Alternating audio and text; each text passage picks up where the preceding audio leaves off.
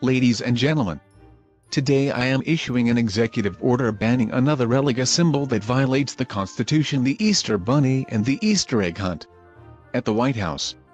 This will be the first time in about 100 years that no Easter egg hunt will be on the lawn at the White House. The word Easter will be discontinued as well. Michelle will not be canceling the spring break for our daughters and their class this year, even though money is tight. Another reason for cutting the Easter egg hunt is it will save enough for other important events.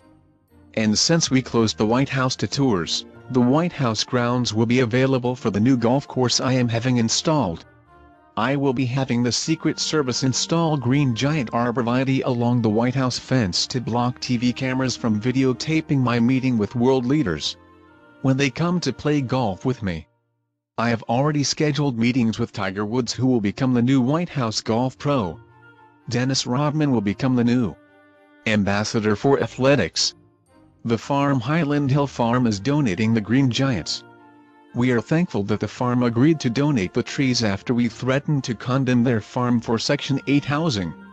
The new golf course will have a complement of robotic squirrels to be recycled from the Robo Squirrel project that was recently funded.